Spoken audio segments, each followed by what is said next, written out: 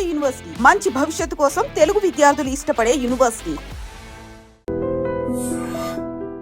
నన్ను ప్రాపర్గా కరెక్ట్ చేసే పర్సన్ ఉండాలి, నాకు ఎప్పుడు ఒక వాల్ ఉండాలి.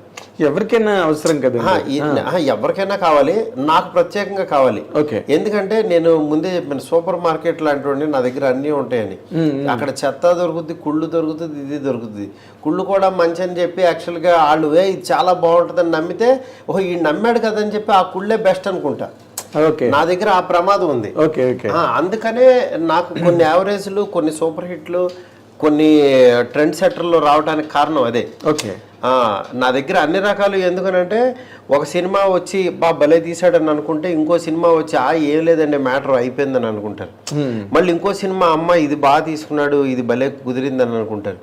అంటే ఒకే నాలుక యాక్చువల్గా రకరకాలుగా మాట్లాడుతుంది. బికాస్ నా మెచ్యూరిటీ లెవెల్, నా ఐడియాలజీ ఇన్ని బట్టే అవతల వాళ్ళు మాట్లాడుతున్నారు. అంటే నేను కూడా అలా ఫ్లెక్సిబుల్ అయిపోతున్నాను. అందుకని వాళ్ళు అలా మాట్లాడటానికి అవకాశం దొరుకుతుంది. ఎగ్జాక్ట్లీ. ఇప్పుడు మీకు ఇండస్ట్రీలో ఏంటంటే ఒక ఫెయిల్యూర్ వస్తే ఒకసారి చూస్తారు, రెండో ఫెయిల్యూర్ వచ్చింది అనుకోండి ఇంక ఇది అయిపోయాడని ఫిక్స్ అయిపోతారు.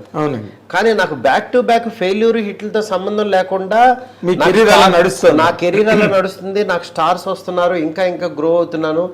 ఎందుకనంటే ఇది సుడి కాదు, నా మెంటాలిటీ, నా క్యారెక్టర్. అంటే వీడి దగ్గర ఏదన్నా డ్రా చేయొచ్చు.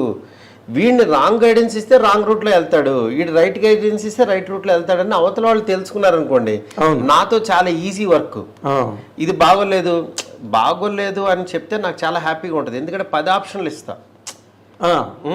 ఎందుకంటే బాగుంది అని అంటే అక్కడే ఆగిపోతా. ఇది బాగుంది కదా అని ఇంకా ముందుకెళ్ళి ఆలోచించాం.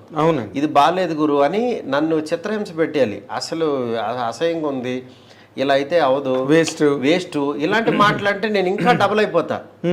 ఏంటి ఇలా అన్నాడు ఏంటని వెతుక్కుంటారు కదా, ఇంకా అది వెతకడం మొదలు పెడతా. ఇది నేను చేయలేను అని నన్ను అవమానిస్తే నేను చాలా హ్యాపీగా ఫీల్ అవుతా.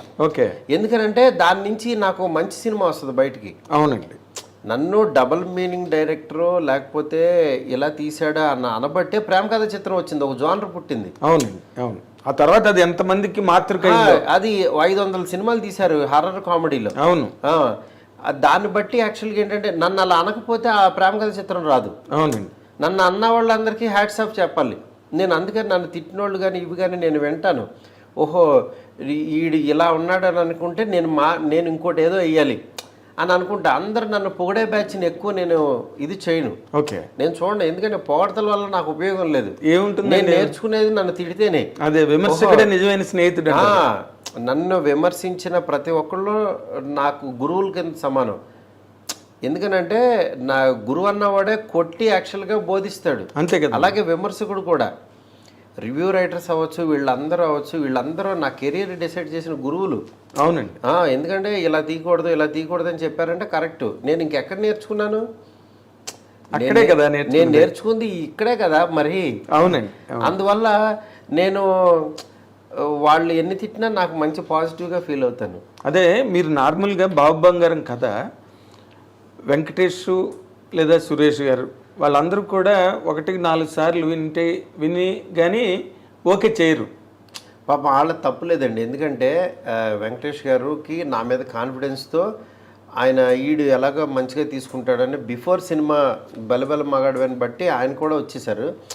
బట్ రన్నింగ్లో నేను కన్ఫ్యూజ్ అవుతున్నాను, నేను ఇదని చెప్పి ఆయన పాపం బాధపడ్డారు. బికాజ్ కొన్ని ఇవి జరుగుతుంటాయి, అదొక ఎక్స్పీరియన్స్ అంతే. అందుకే ఆయన ఏంటంటే నాతో మళ్ళీ కూడా తర్వాత మాకు సక్సెస్ ఫెయిల్యూర్తో సంబంధం లేకుండా ఈయన కరెక్ట్గా వాడలేదు, వీడు వచ్చినా సరే అనే ఫీల్ కొంచెం ఇదయ్యేవాళ్ళు తర్వాత. అట్లా అయితే నేనేమనుకున్నానంటే ఒక 30 ఏళ్ల ఒక బ్రహ్మాండమైన కెరీరు, వరుస హిట్లతో సినిమా ఇండస్ట్రీలో ఒక మంచి హీరోగా ఎదిగిన హీరో వెంకటేష్ గారు. అవును. యాక్చువల్గా అలాంటి ఆయన ఒక 30 years ఆఫ్ కెరీర్ కంప్లీట్ అవుతున్న టైంలో మారుతితో నేను చేస్తాను అని అనుకోవడం అన్నది ఆ రోజున చాలా అందరూ ఒక పెద్ద చర్చ అయిందండి. మారుతితో చేయడం ఏంటి అంటే లైటర్ వేని కోరుకుంటున్నాడా వెంకటేష్, లేకపోతే ఇంకో రకంగా ఈజీ ఫిల్మ్ ఏదైనా కోరుకుంటున్నాడా, సీరియస్గా కాకుండా మారుతిని సెలెక్ట్ చేసుకున్నాడంటే అని ఒక చర్చ జరిగింది ఇండస్ట్రీలో అదేలే అన్ని చోట్ల. సో మీరు అన్న ఓకే అయిన కథను కూడా మీరు అదర్స్ వల్ల దాన్ని కరెక్ట్గా ట్రాక్లో పెట్టలేకపోయారు అన్నది. నేను అది నా ప్రాబ్లం అండి. నేను ఇన్ఫ్లుయెన్స్ అయిపోబట్టి రాంగ్ మూవీస్ వచ్చింది అంతే. అదేలే, నేను ఇన్ఫ్లుయెన్స్ అవ్వకూడదని రియలైజ్ అవటమే నాకు సక్సెస్.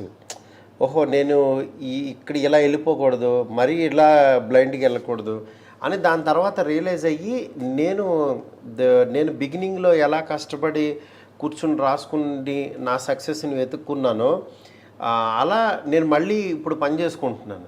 అందుకని నాకు ఈ సాటిస్ఫాక్షన్ ఉంది, ఈ మెంటల్ సాటిస్ఫాక్షన్ ఉంది. ఎగ్జాక్ట్లీ, అదే ఫ్రెష్గా ఉన్నారు ఏదైనా. ఎందుకంటే మీరు అందుకే ఇందాక నా ఇంట్రడక్షన్లోనే చెప్పాను, అది నిత్య స్వాప్నికుడని, అనునిత్య సృజన శ్రామికుడు. ఏదో ఒకటి రాస్తుంటారు, ఏదో ఒకటి జరుగుతూ ఉంటుంది, ల్యాబొరేటరీ వర్క్ కంటిన్యూస్గా.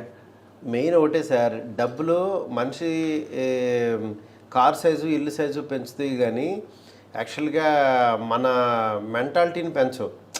మన మెంటాలిటీ ఏమవుద్దంటే ఇంకా ఇంకా ఇంకా ఆ ఫైర్ తగ్గిపోయి తెలియకుండా చిన్న లేజినెస్ వస్తుంది. అవునండి, ఈ లేజినెస్ డబ్బు వల్ల లేజినెస్ పెరుగుతుంది. సెటిల్ ఉన్నాం కదా, ఇంకా ఎవరికైనా మనకి ప్రెషర్ ఉండదు, వాడికి డబ్బులు ఇవ్వాలని ఇది ఉండదు, ఎవరికైనా ఇది ఉండదు, చాలా కూల్గా ఉంటుంది. కానీ ఈ కూల్నెస్లో కూడా అమ్మో మనం పని పని పని అని వెతుక్కోకపోతే, ఆ ఫైర్ అనేది లేకపోతే మన మీద చాలా పెద్ద బాధ్యత ఉంటుంది. నేను రాసిన సీన్ మీద ఒక 200 మంది వర్క్ చేస్తారు ఒక పేజ్ మీద.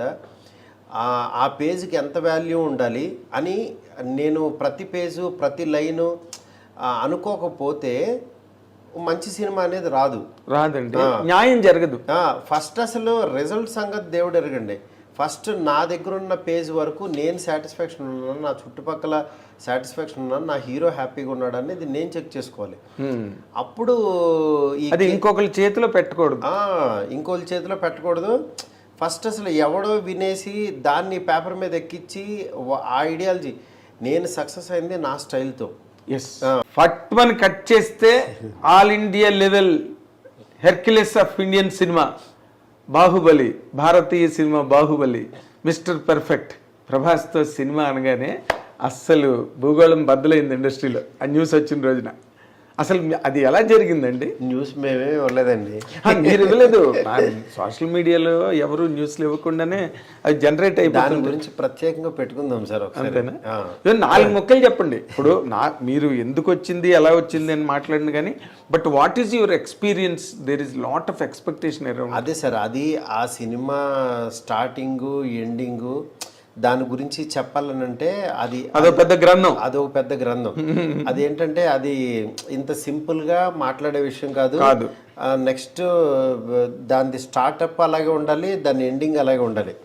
ఆ చెప్పే విధానం గ్రాండియర్ ఇన్ ద సెన్స్ అంటే మీరే అంటున్నారు ఇవన్నీ ఇన్ని చేశారు, దీని తర్వాత స్పెక్టాక్యులర్ గా మీరు ఆ రేంజ్ లో చేస్తున్నారు, అది ఇట్లాగా సరదాగా ఇలా జరిగిందండి అని అలా అనలేం. ఎందుకంటే దానికి ఆయన ఏమి నమ్మాడు, నాలో ఏం చూశాడు, మా ఇద్దరం కలిపి మేమేం ప్రపంచానికి చెప్పదలుచుకున్నాము, ఆయన ద్వారా నేనేం చెప్పదలుచుకున్నాను, ఇవన్నీ ఒక పెద్ద ఇది ఉంటుంది. అవునండి, దాన్ని యాక్చువల్గా డెఫినెట్గా ఏదైతే ఎక్స్పెక్ట్ చేస్తారో దానికి 1% ఎక్కువ ఇస్తాను తప్పించి 1% కూడా తగ్గించినని మాత్రం ప్రామిస్ చేస్తాను. వెరీ నైస్, అది వెరీ నైస్. ఎందుకనంటే వేరే వాళ్ళకి ఆయన వాల్యూ ఎలా తెలుసో నాకు తెలుసు. వేరే వాళ్ళకి ఇప్పుడు చాలామంది అనుకుంటారు, ఫ్యాన్స్ కానీ వేరే వాళ్ళు కానీ యాక్చువల్గా మా హీరోతో ఎలా తీస్తాడో, ఇతని దగ్గర నుంచి ఎలా అనుకుంటున్నావు, ఇవన్నీ ఎక్స్పెక్ట్ చేస్తున్నావు, ఇవన్నీ ఎలా అనుకుంటారో, వాళ్ళకంటే 1% ఎక్కువే ఉంటాను నేను. అలా ఎక్కువ ఉంటేనే యాక్చువల్లీ ఈ స్థాయిలో ఉండగలుగుతాను. ఇది మీ ఫ్యాన్స్ అవ్వచ్చు, వేరే వాళ్ళు అవ్వచ్చు, మళ్ళీ హీరోకి అది నచ్చజెప్పి ఆడియన్స్కి ఏం కావాలో అది ఆయన దగ్గర నుంచి డ్రా చేసి వీళ్ళకి ఎలా చూపించగలుగుతున్నాం, ఆ మీడియేషన్ నేను ప్రాపర్గా చేయగలుగుతున్నానా లేదా, ఆ పాత్రని నేను చేయగలుగుతున్నానా లేదా అనేది నా మనసాక్షి తెలుసు. అది త్వరలో మీకు తెలుస్తుంది. అదే అంతే, సింపుల్. కానీ ఒక చాలా వెరీ వెరీ ఇంట్రెస్టింగ్ ప్రాజెక్ట్ అండి ఇది. ఎందుకంటే ఒక పక్కనేమో అవతల మీకు కాదు, నాకు కూడా ఇంట్రెస్టింగ్ కదా. మరి మీకు ఇంట్రెస్టింగ్ కాదు సార్, మీకు అసలు ఇప్పుడు అది చాలా పెద్ద సావనీర్ అంటారే. అవును ఇట్స్ బిగ్ సావనీర్ సార్. ఒకటే సార్, బిగ్ సావనీర్ అనుకుంటే అది బిగ్ సావనీర్ సార్. అది ఒక పని అనుకున్నాం అనుకోండి, అది 18 అవర్సే కష్టపడతాం సార్. అవునులేండి. ఇప్పుడు సీఎం కైనా 24 అవర్సే, నార్మల్ వాడికైనా 24 అవర్సే. అమ్మ సీఎం సీట్లో కూర్చున్నా నాకు 4 గంటలు ఎక్స్ట్రా కావాలంటే ఏమి రావండి. కానీ మన వర్క్ని యాక్చువల్గా ఈ సీఎం పదవిని ఎలా ఇది చేస్తున్నాం, ఎలా టైం ఇస్తున్నాము, మెంటల్ పీస్ ఎలా గెయిన్ చేస్తున్నాం, మధ్య మధ్యలో బ్రీతింగ్ స్పేస్ ఎలా పెట్టుకుంటున్నాం, దేనికి ఇంపార్టెన్స్ ఇస్తున్నాం, దేనికి మన మాట అవ్వచ్చు, మన పని అవ్వచ్చు, దానికి వాల్యూ ఎంత ఇస్తున్నాం అనేది ఉంటుంది. వాల్యూ ఆఫ్ ద వర్క్ అంతే. ఇప్పుడు నేను ఆ ప్రాసెస్లో ఆ పొజిషన్లో కూర్చుని ఇప్పుడు దీనికి ఎంత టైం పెట్టాలి, ఇక్కడ ఎంత ఎఫర్ట్ పెట్టాలి, దీనికి ఎంత వాల్యూ ఇవ్వాలి అని చెప్పి అవి చూస్తున్నాను నేను. ఓకే, అంతే. Very nice. అంటే మేము ఒకదానికి మాత్రం మేము ఐడ్రీమ్ తరఫున మీకు థ్యాంక్స్ చెప్పాల్సిన, నేను నాగేంద్ర కుమార్ జర్నలిస్ట్గా కూడా నేను మీకు థ్యాంక్స్ చెప్పాలి. అదేంటంటే నార్మల్ మైండ్ సెట్స్ ఎట్లా ఉంటాయంటే, ప్రభాస్ రేంజ్ ప్రాజెక్ట్ చేస్తున్నప్పుడు వాళ్ళు అంత తొందరగా అసలు యాక్సెస్ అవ్వరు, మాట్లాడరు, ఏదో అసలు ఇంకా అల్టిమేట్ ప్రపంచాన్ని ఓపెన్ చేస్తున్నట్టుగా. కానీ మీరు అందుకే నేనేమో ఓపెన్ చేయలేదు, దాని గురించి ఏం చెప్పలేదు. బట్ యాక్చువల్గా నేనేంటంటే జనరల్ ఐడియా చెప్పాను మీకు అంతే. అవునండి.